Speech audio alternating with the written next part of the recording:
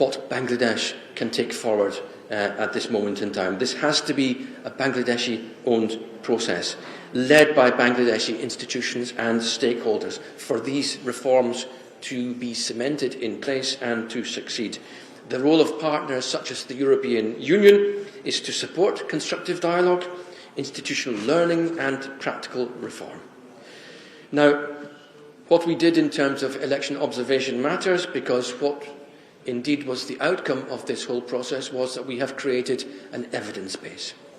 Citizen observers brought local knowledge, continuity and presence across communities, and the international observation missions brought comparative methodology, independence and a long-term assessment of the electoral process.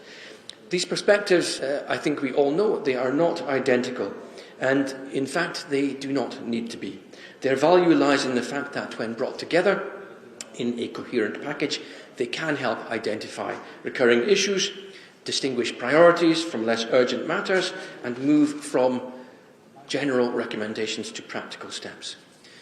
The European Union Election Observation Mission to Bangladesh, which was the largest such mission, was deployed following an invitation from the Bangladeshi authorities. It was present from late December of 2025 until early March 2026, and at full strength comprised 223 international observers from all European Union member states, as well as from Canada, Norway and Switzerland. We thank our partners for their participation. Long-term observers of our observation mission were deployed to all 64 districts, and the mission's findings were independent, and its recommendations are offered in the same spirit as today's discussion, as a contribution to national reflection and practical improvement. The final report of the EU Election Observation Mission, which is a public document, made 19 recommendations, including 6 that were identified as priorities, as they address issues that directly touch on public confidence, institutional credibility, and the ability of every voter to participate in a meaningful way. I am talking, for example, about recommendations on legal certainty, transparency in tabulation, and the publication of results. Also about women's participation, digital information, integrity, campaign finance, and voting arrangements for citizens who may have faced barriers to voting in person. The most important question now is how those recommendations may be taken forward. Some issues may fall within the administrative authority of the Election Commission, others may require legal reform, yet others may depend on wider political dialogue, institutional coordination, civil society engagement, or public consultation. A useful outcome from this very workshop, ladies and gentlemen, would be a realistic sense of prioritisation and sequencing.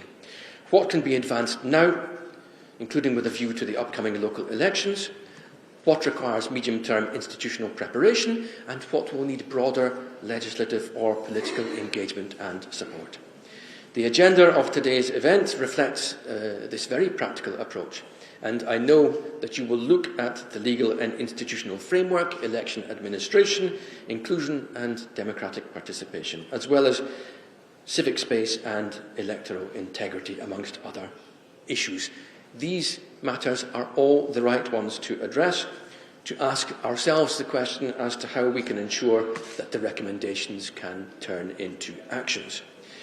We have supported citizen election observation in Bangladesh through the Ahead Bangladesh project led by EPD, and we strongly value the cooperation with the Election Commission, with IFES, with citizen observer organisations and civil society.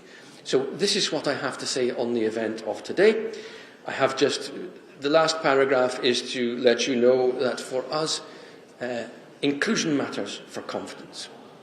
It is so important. It's the priority recommendations from our side to recognise that when women, youth, minorities, persons with disabilities, overseas voters and civil society actors participate, then electoral processes, we know from our own experience, become stronger.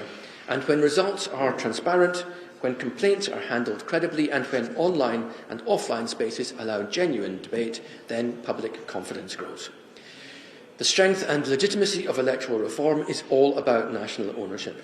It's about institutional leadership, which I see very strongly in the presence today of the Election Commission, and it is about the stakeholder engagement that I see in the participation in front of me.